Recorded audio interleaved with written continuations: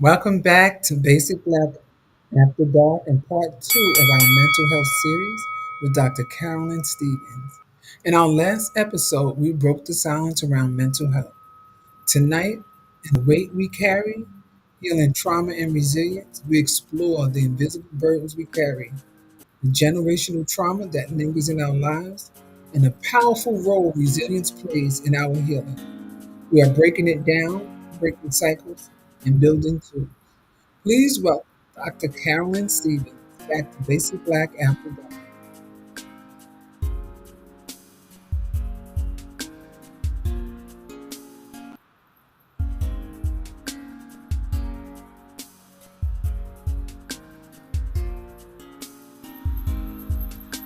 Hey, Yes, good evening. Good evening. Good evening. how are you doing? I am doing well. And as always, I am so glad to be here. And I want to say hello to everybody that's going to be joining in and those that are going to be watching the replay. Good evening to you. Well, again, thank you so much for being a part of this series because mental health is just so important and bringing awareness to it is very important. Some people bypass it, but not here on Basic Black After Dark. So I want to start with the basics of understanding trauma. What is trauma and why do different people respond to it in such different ways? Okay.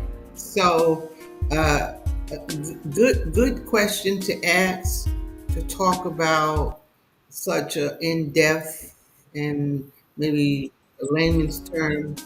I would use a heavy topic, but that's a good place to start and a good time for us to be talking about this as well. But so I want to make the answer kind of basic, not too clinical, so that people can understand a basic understanding of what is trauma or psychological trauma.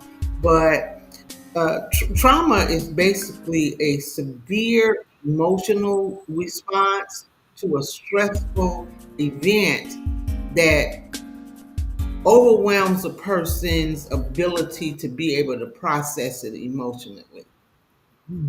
So, at some point in life, we all experience a traumatic event. And then when it's defined as psychological trauma, it means that that person is having challenges responding to that event to the point where it fractures their ability to be able to process it emotionally. So that's a basic definition for what is trauma. What came to mind, and there's something I hadn't even prepared to say, but with your explanation, what came to mind was I don't know how many people remember the show, but the episode on Good Times when the father, James, had passed away and the children were grieving, but it didn't appear that the mother was grieving. And Yeah. they seemed to be very concerned that they didn't feel as though the mother was grieving because she didn't cry and she was laughing with the guests. But she did have a breaking point. It did get to her when she was in the kitchen. She did break that plate, and that's when they came out and she came together with her children. So people do um, have different forms and ways of dealing with trauma, especially when we're talking about the death of a loved one. So I get what you're saying that it is. The response is very different for very different people in many different ways. Exactly. So, what are some overlooked or unexpected forms of trauma people may not even recognize? Okay. So trauma is basically kind of broken down into, maybe we'll say, three subtopics, right? So you have what's called direct exposure. So that's a form of trauma. An example of direct exposure would be someone who has been abused or sexually molested.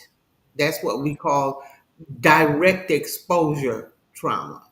Then we have what's called eyewitness, meaning that the trauma or the experience didn't actually happen to you, but you witnessed it. You were an eyewitness to it. And that's why a lot of times in places of employment or in schools where there's been a shooting, or something like that, they will call in a trauma team to help people to be able to process what it is that they have seen.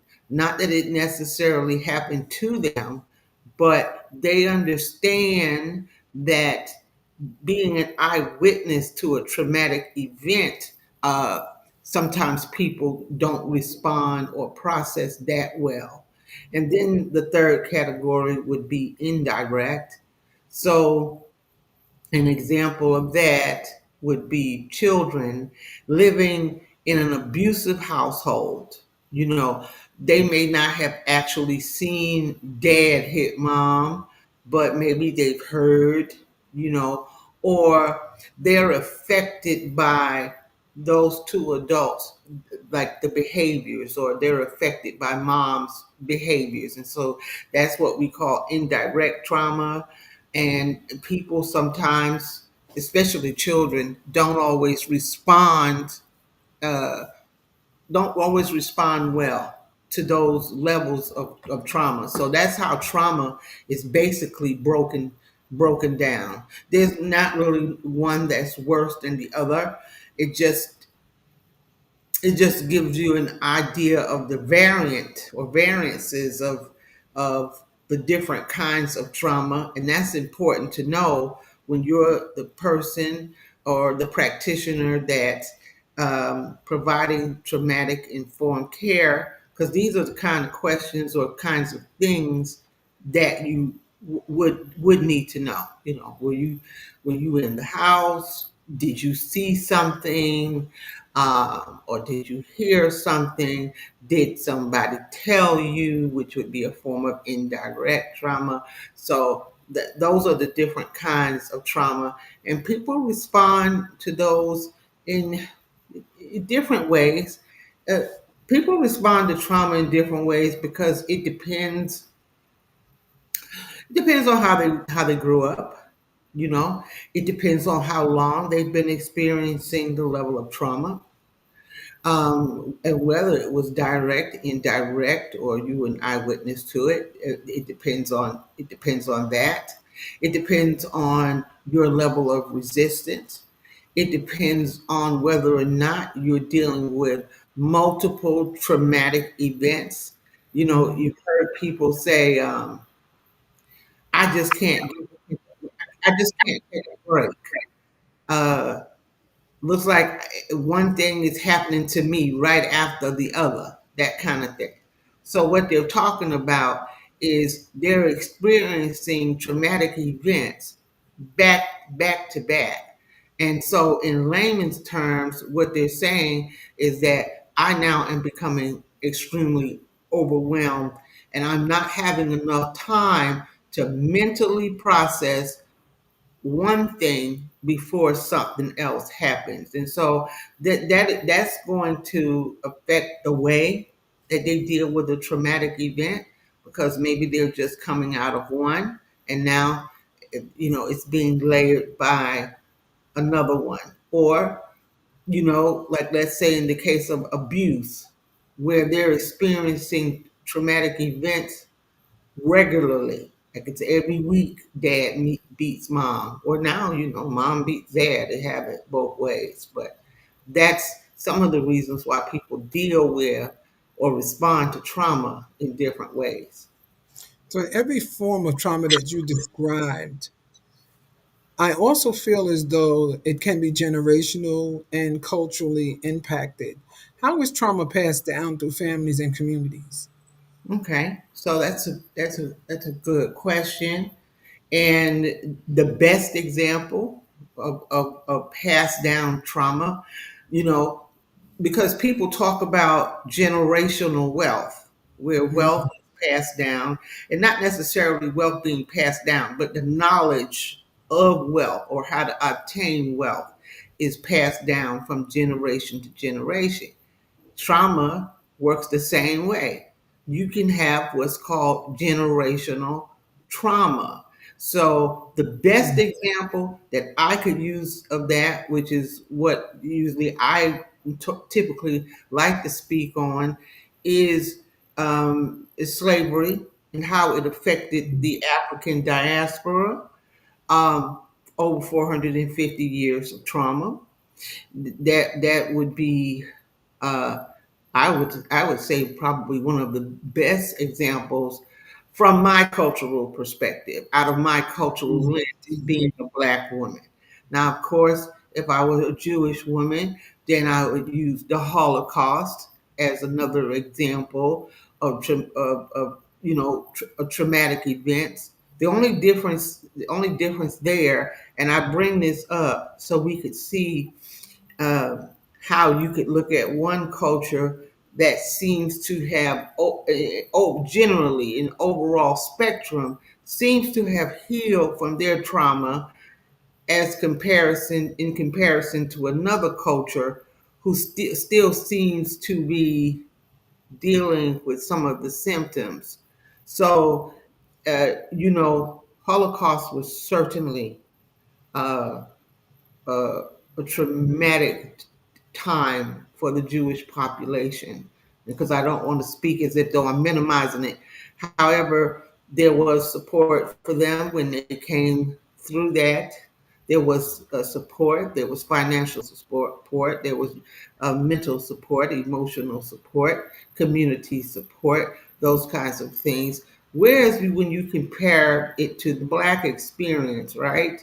That we experience ongoing trauma, and we are still experiencing ongoing trauma.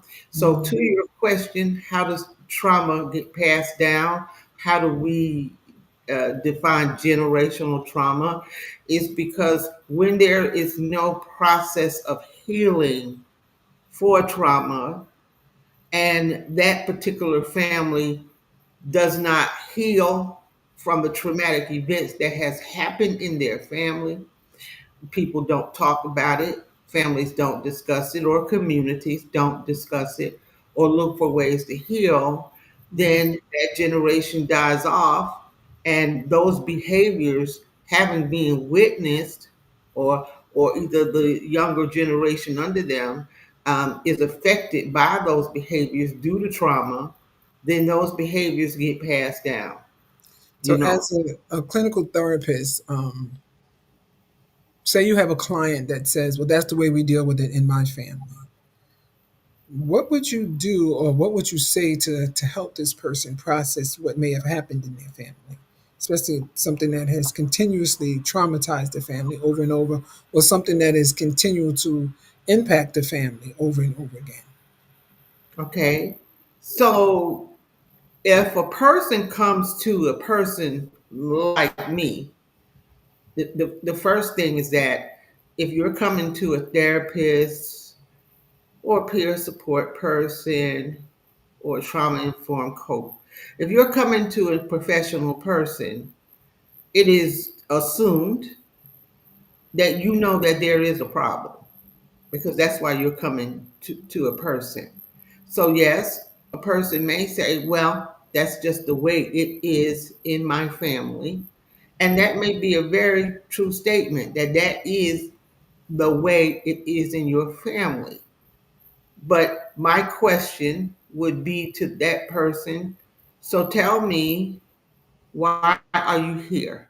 Why are you here in my office? We don't use the couch anymore. So when you hear me say, "Why are you here on my couch?" I'm speaking in a literal sense. But so why are we here today? And then that's going to give a person an opportunity to talk about some of the things that they have identified. Okay, so that's the first and foremost, is that yes, a person may say, well, that's just the way it is in my family. But Mhm. obviously, you have identified that there is a problem, that there's no sense of normalcy in your family. And you're also saying to me that you possibly want to do something, you want to do something about it. You want the buck to stop here. You're the person that doesn't want the trauma passed down to your children or to your grandchildren. So that could be, or would you say that could be a form of coping um, for that individual? Because coping versus healing is definitely two totally different things. So, what's the difference between simply coping with trauma and truly healing from trauma? Because just say that same individual say to you, "Well, I'm coping with it," but they may not truly heal from it. And that is true. And that's indicative of most people. Uh, where you're surviving and not thriving. Okay. Our ultimate goal as human beings is or should be is for us to be thriving, for us to be living. So there may be that same individual who identifies, they may not know what to call it, uh, or how to define it, but they have an understanding within themselves. I am not thriving. I'm just surviving. I'm going through the motions of life. And I have identified that. And I've also identified that something needs to be done about it. And I personally need some kind of help. And that's why a person like me would see somebody, because they they know that they need some kind of help. So the difference between coping, so let me first say this: all of us cope. Okay, all of us cope. We all have developed coping mechanisms. For example, a coping mechanism, I was speaking with a colleague about this today. When a problem arises, remember, trauma is depicted upon how people respond to a stressful event, right? So Mhm. you may be an individual that when stressful events happen or traumatic events happen, you may say, okay, I'm going to deal with it.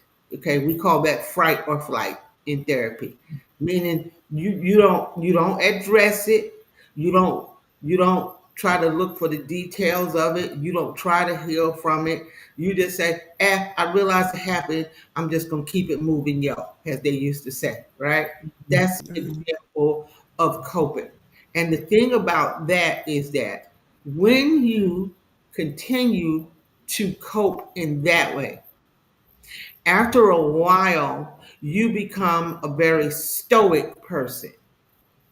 A stoic person can appear to be a person that is unfeeling, that is not empathetic or sympathetic. Some people may phrase it as a person who is cold. Mhm. Sometimes when people are labeled as being cold, it doesn't mean that they're a cold individual. It means that maybe they have had years and years of experiencing trauma, and they had to see what's going to happen naturally with us as human beings. We're going to find a way to cope. Coping, everybody copes. We're going to find a way to cope. And when you have been dealing with trauma after trauma after trauma, naturally the brain says, hey, don't deal with it. Okay. And the next thing that comes along that looks like it may be traumatic, you just throw it out. You just don't deal with it. But after a while, it's going to start to pile up, right? And when it starts to pile up, okay, then it may come out. It can come out in the form of anger, that you become the angry person. Mhm. uh it may come, some of us in our families, we had that one aunt who everybody says she was just mean, right?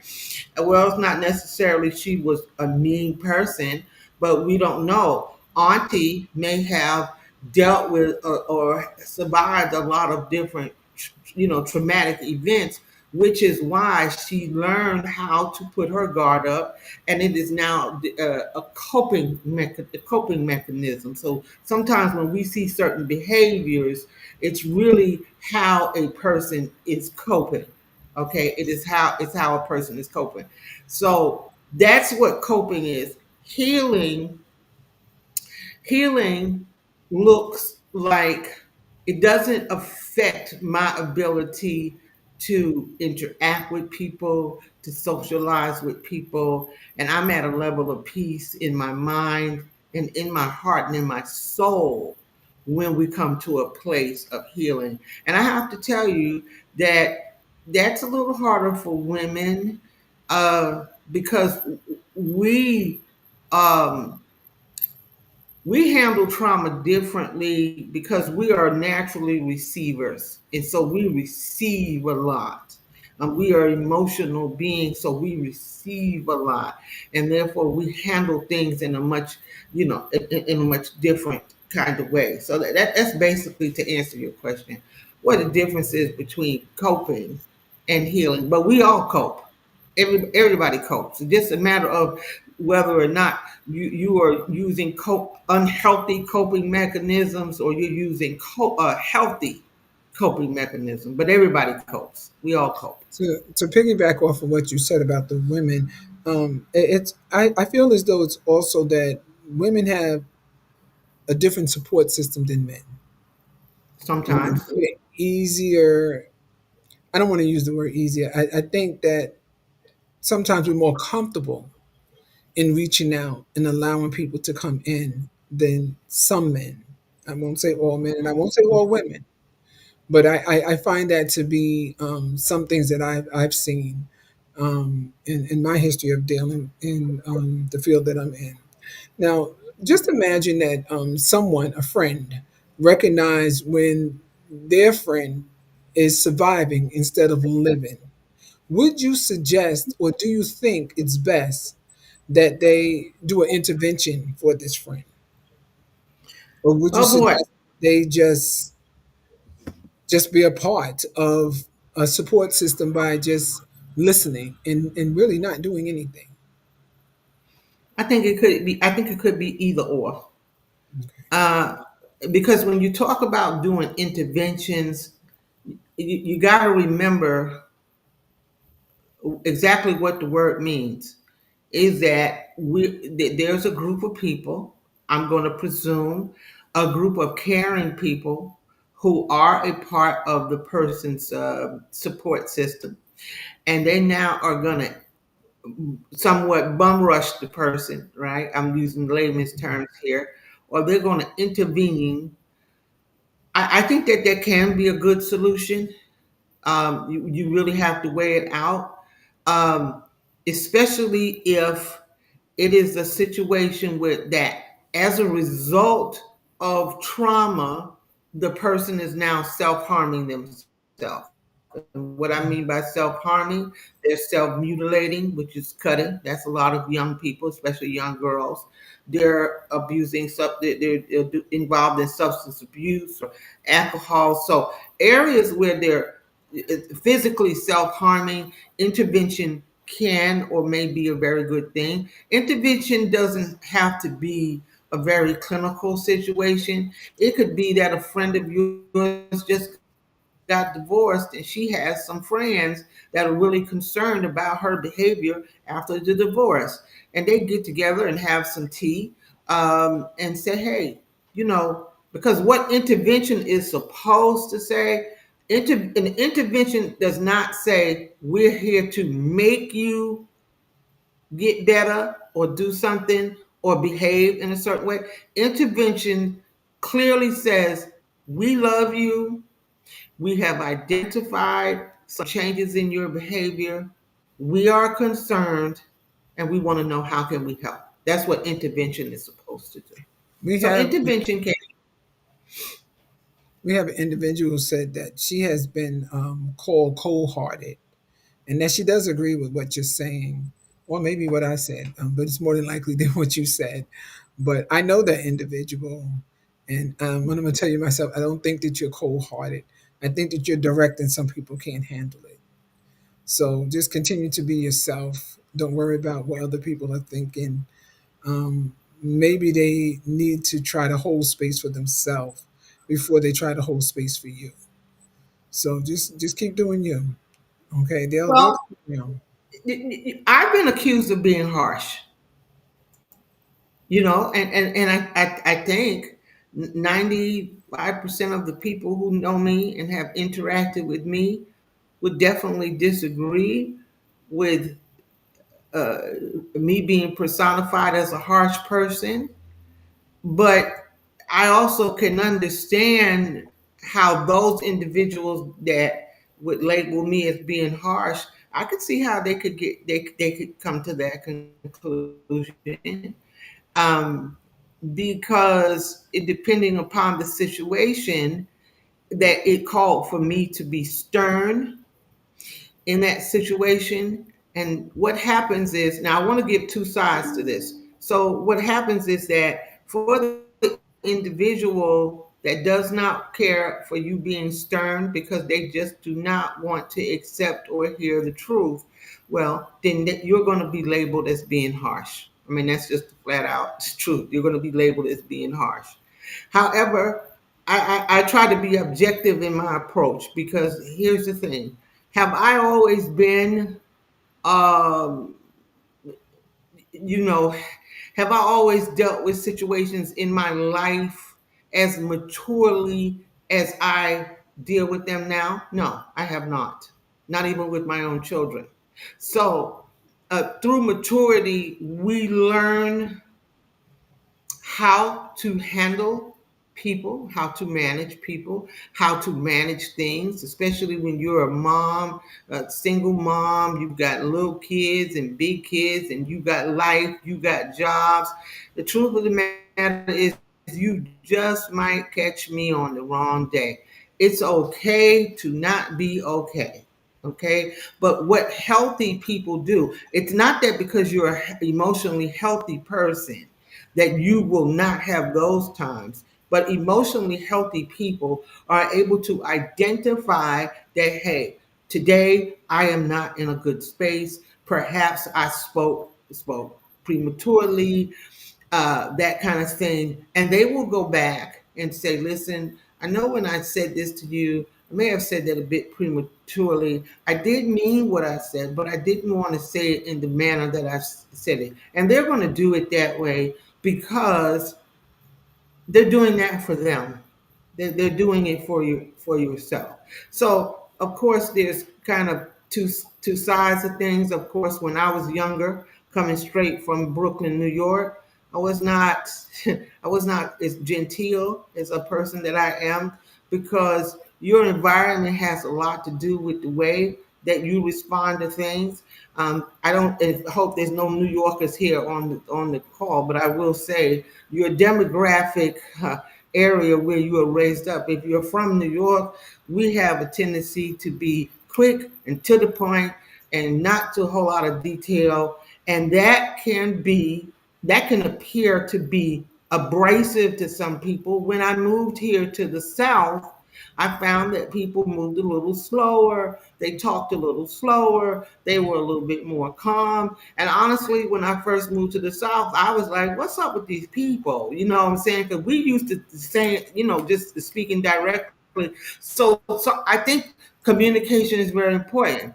I've had conversations with friends of mine who are Southern bred, and I had to explain to them from what culture I came from, and they explained to me what culture they came from. So communication is always going to be the key before we assume. Because here's the thing that I found with women, especially, is that you flat out don't know my story before you label me. You don't know my story, and you don't know where I've been and how I've been and why I've been. And so it's quick to label people when you don't know their story. As a diaspora, that happens to us on a large scale, because we get accused of things, and we have certain behaviors and we're labeled, but you don't know my story, or you don't understand my story, or or in most cases, you don't care about my story. There is a reason why Black folks act the way that they act. We're not trying to make excuses for people's behavior. That's not what I'm saying here tonight. I am saying, though, that people just do not wake up one morning and decide, hey, I'm going to be on drugs. This is going to be a great day to be on drugs. Hey, I'm going to just be an alcoholic. This is a great day to be an alcoholic. You know, people don't wake up in the morning and decide to do those things. There is a story behind why they manage their pain in the way that they have chosen to manage their pain. And I will say this, and then I'll close my mouth. And some people handle or manage their pain. It has a lot to do with how society, how community, and how family manages that person as to why that individual sometimes continues to stay in pain. Same thing has happened to us as a diaspora. The oppressor who oppressed us now is wondering, why are we acting the way that we do? Really? So it's something for us to just wanted to throw that in there, something for us to think about. Well, I want to piggyback off of two things that you said. I'm also from New York, and I've gotten that same thing from several people. And yes, we are. And I'm not saying anybody else from any other state is slow or anything else, but I'm going to speak for me. I'm quick with it. No matter what it is, I'm going to be quick with it, and I'm going to get it over with and move it on because I don't have time to sit there and explain or train you to anything. So I just let that go. I also agree with that it's okay to not be okay, but it's not okay to stay that way. And that's what I normally tell people. But we have some people who chimed in. Charita says that she agrees with both of us. Thank you, Trevita. She also says that they would usually say it after she put a boundary in place that she refused to move.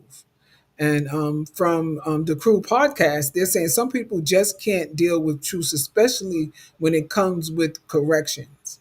They go on further to state that, let me go down a little bit further. Wow.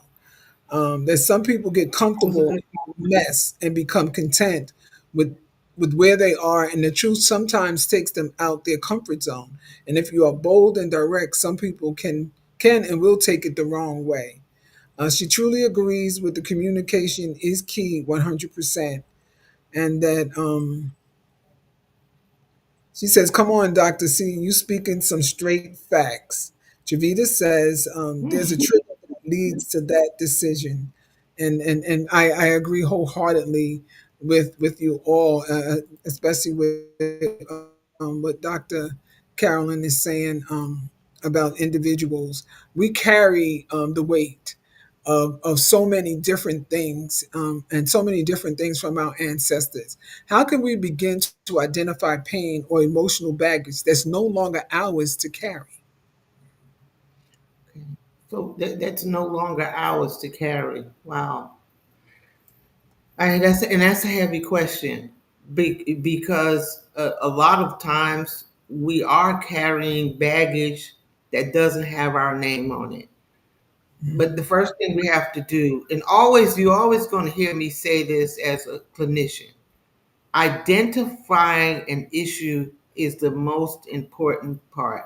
Sometimes it takes months for me to help a client to be able to identify the issue. So the first thing we have to do is that we have to identify, and we have to be related to your question, we have to identify my stuff, your stuff. I mean, Mhm. what was mine and what's yours. Okay, Yeah. once we kind of identify that, and then put them in the buckets that they belong in. This is my stuff. This is your stuff. Then we have to start to ask ourselves some really hard questions. Do I need to be owning your stuff? So I'll help people out with that. The answer is no, because that's why it's called your stuff and my stuff. Period. Right? Okay. Now, if if I love you and I'm connected with you, I'm going to, for example, use a mother and children, a husband and wife, or a person and a partner, what have you. Then I'm going to be affected by your stuff. I'm going to be affected by your stuff. And because I'm affected by your stuff, your baggage, there's a certain amount of that every now and then I might carry it, but we have to be real careful about, I would say, about the way that we carry it. So I'm going to shift here just a little bit because I am a spiritual person, right? I'm not a religious person, but I am a spiritual person. I believe that the best way to deal with somebody else's baggage, once we identify my stuff, your stuff, they stuff, right?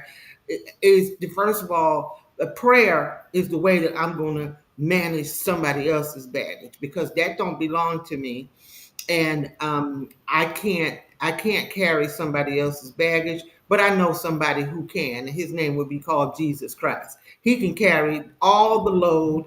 We are not Jesus Christ, all right, and we don't carry other people's load. Sometimes we just carry other people's stuff because we don't want to deal with our own stuff. And so it's easier for me to carry your stuff and manage your stuff and deal with your stuff because it takes me out of the realm of having to deal with my own problems and my own baggage and my own situation. And so it's nothing wrong with saying to yourself and even sending out the memo, listen, I have enough of my own to handle, and I do not have the bandwidth to manage your baggage and my baggage. So here's what I'm going to say to you, and whatever that something may have to be. There seems to be a lot of resilience with individuals who carry on a lot of the weight of others, and for that individuals carrying the weight, sometimes it appears that there's very little hope, but they continue to push forward. How do you see resilience not as perfection, but as the power that grows from our scars? Well, and again, y'all will hear me say that a lot, and I'm glad that I'm on a platform where I am free to say that. So first, to answer, you address your question culturally, and this is a fact. This isn't from Dr. Carolyn's head or because of what I want it to be or my opinion. The Africans, and talk about Africans, we talk about Black people, right? We are by far the most resilient culture that they are. Other cultures will say the same thing. We are the most resilient. Okay, women as a subculture in the African diaspora, we are very resilient creatures because we've had to be. Because we've had to be. Um, I feel like I want to shift here and say this, Black, if I could, You sure to make do. Go right ahead. somebody in our viewing audience. You may be a person that the family has always accused you of everything, whatever they could think of to accuse you of, and but you have always had to be the most resilient person in your family, right? You've had to be the one that carries a lot of the load of the family, and for that reason, you may just get accused of a lot of things that may not have anything to do with with that, but because you have been identified as the nucleus of the family, the person who is the strength or strong in the family. And so I would say to you, if you are that person, it's okay for you to give yourself a break. It's okay for you to set boundaries. And it's definitely okay for you to begin to find a support system that may not be part of your family. Because honestly, sometimes family may be the problem. So you may have to go outside of family in order to get the support that you need, which is how we can continue being resilient. It's through doing the self care or do what I call the soul work. It's through having a good support system that helps you to maintain, that helps you to stay strong, that helps you to thrive, not just survive. That support system that tells you, hey, girl, go give yourself a break. Go get your nails done or your hair done, whatever that looks like. That support system that does not require that you always have to be strong. I tell people that I love, you don't have to be anything when it comes to me. All you have to do is wake up in the morning and just be. And that is really what love is supposed to look like. We're not supposed to be impending, putting a lot of expectations on people, because we never know if you keep putting expectations on a person and keep putting them on and keep putting them on and keep putting them on and keep putting them on until one day the whole bow breaks, right? Okay. Because you got too much impounded on. So what do? You don't allow yourself to get here and here and here and here and here. At some point, you need to holler and tell somebody, "Hey, I got to stop here." So I think you mentioned that there was somebody who said they set boundaries. Yes, you need to set boundaries when you feel yourself you're getting on overload. You need Yeah, to she also you states need that she completely agrees with that and that she did the inventory of what things that she was carrying that wasn't hers and the weight that was hers.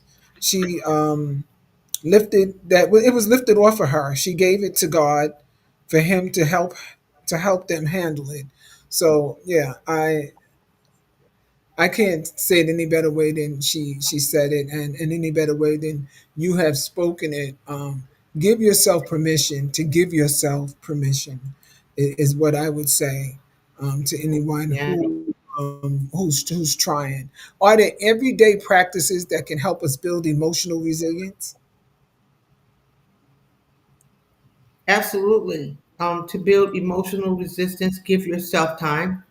Give yourself give yourself me time. So for me time looks like when I wake up in the morning, I have a morning ritual which consists of drinking a bottle of water. That's very important. I drink a bottle of water, pray, meditate, and either do some kind of affirmations or inspiration. When I'm spending that time in the morning, I'm not going to answer the phone. I'm not going to connect with anybody. I'm not going to speak with anybody because it's my time. And the reason why I say that's very important, because it used to be a time that as soon as I hit my it looked like as soon as I wake up, people just knew to call me. Like they were, what is that? Tell it, it's something, I forget what they call that. But uh, Telepathy. I don't allow that. Yeah, that's what I mean. So I don't allow that. What I do is if I give myself permission to give me time. That's the first thing I would say. Give yourself time. I also have a me day. Okay. Um, I give myself what's called a Monday.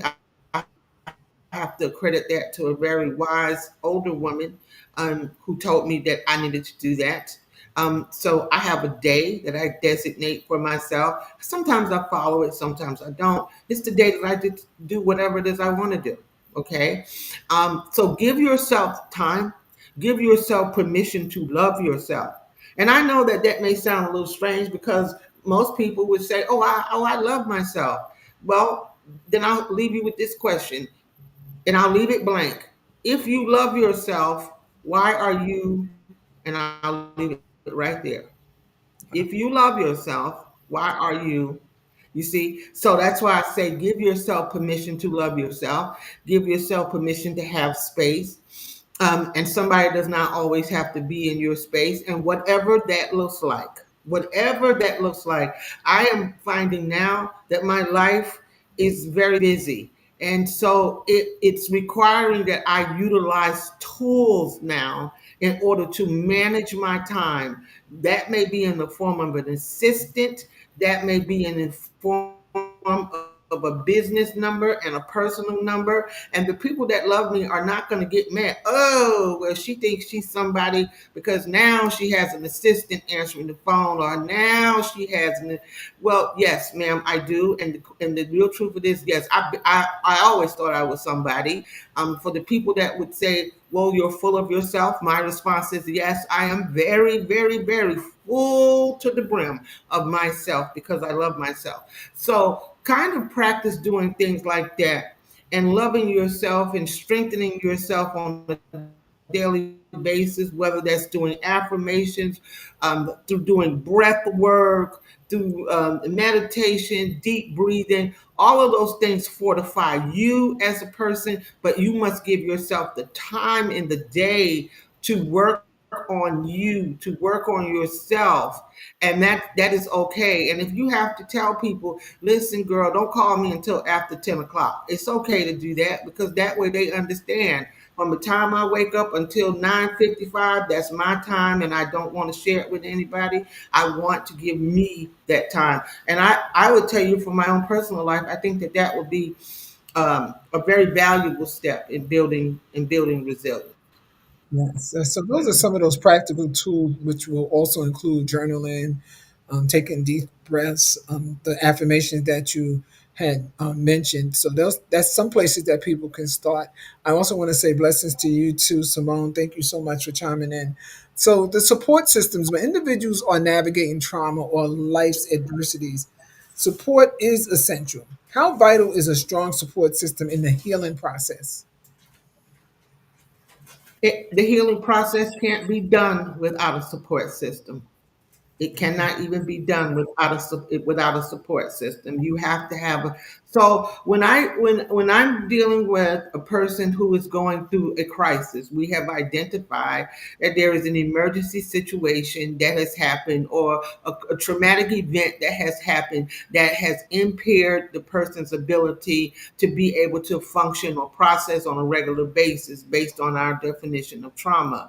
Okay, then one of so here's the thing for those of us who we have that person. We're not talking about ourselves here, but we have that person who is now experiencing a crisis.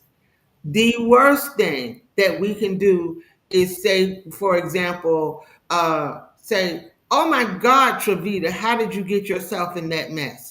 Mm. Well, girl, what happened? Well, why did you? That is the worst thing that we can do because that we now put that person on overload. What we want to do in a crisis situation is get them out of crisis mode. That's what we want to do. So, to your question, some of the things we want to ask. Okay, who do you have that's willing to support you during this time? Because now we want to help them set up a support system. There's lots of people that I have that will say, I don't have nobody. That's part of the problem. I don't have nobody. So I take them through a series of questions to really identify that you don't have nobody. Okay, but if you really say you don't have nobody, then we want to find you somebody. And the thing about setting up a support system, everybody on the team doesn't have to do the same. It depends on the person. It depends on the ability of that person on the support team, what resources are available to them. So it could be the person that may not have time, but they can give money. It may be the person that has time, but they don't have no money, so they can call that person. They can go by and check up on that person.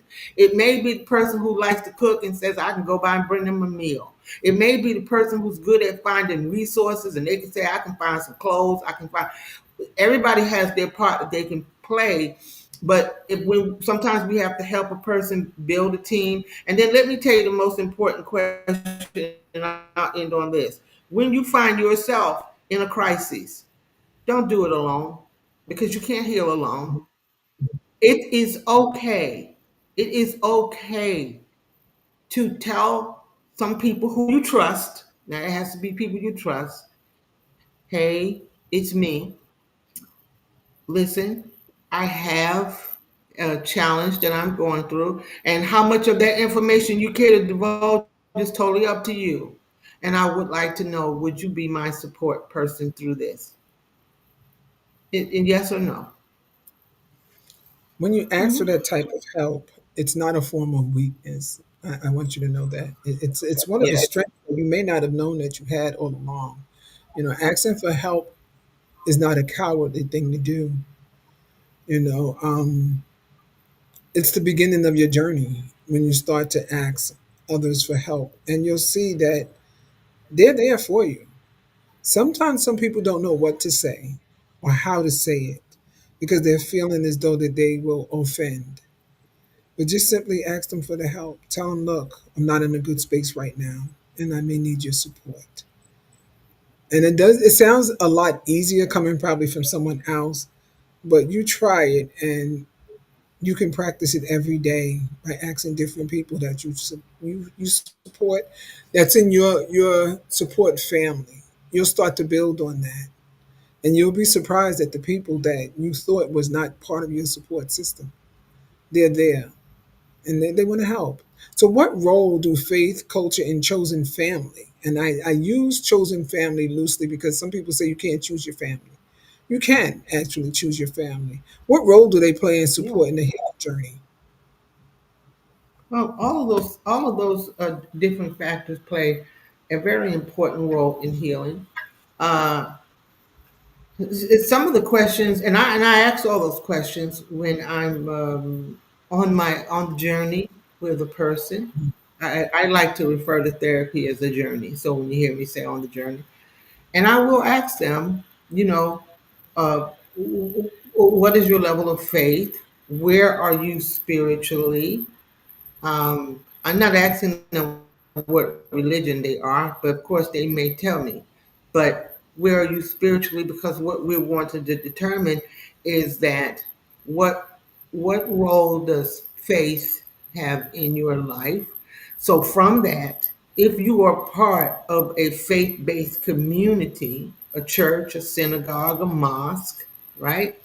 Then the suggestion would be perhaps someone in the faith based community that you ascribe to could be part of your support system. And that's going to be very important. I know it is for me. Lots of times if I need support, especially because I give out emotionally, so sometimes I need emotional support. I may turn to the faith-based community as I know it and say, hey, I just need for y'all to pray for me. Okay, that kind of thing. Culturally, yes, of course, within your community, whether that's going to be a community center, whether that's a social worker that you have grown fond of or in a relationship with that she knows or he knows you, you know them, or whatever that may look like socially for you, the community could play a great part in your healing by simply offering resources. Yes. It could be that. So all those people that you mentioned, uh, I would say they're all needed. Because if we talk about holistic wellness, then we must embark upon integrated health, meaning that we need a team of people. It takes a team to be able to help a person out of crisis. So yeah, I think the Dee teamwork. Yeah. Dee says, God bless you with the tribe for a reason. Love it, Dee Dee. Thank you so much for chiming in. And Shavita comes back to say, God connects us those who bring us closer to him and the purpose that aligns with our destiny. You guys are so on point, and you're definitely paying attention tonight, and you're definitely dropping so many nuggets for other listeners and viewers. Some who may not feel as though that they can come forward, or feel as though that's not me. You're not talking about me. But look within yourself. It might just be you. You might find somebody in there that may just surprise you. Somebody that you haven't seen or heard from in a long time. They're there. They just they're just there. They're just waiting for you. Okay, so I just want to thank everyone tonight. We unpack the weight we carry and what it means to begin the work of letting go. As Dr. Stevens reminded us, our scars may tell the story of what we've been through, but they also prove that we survive, and survival is the strength we carry. As you move through this week, ask yourself this: what emotional weight are you still carrying that no longer serves you? The weight that you're carrying, not someone else, the weight that you're carrying that no longer serves you.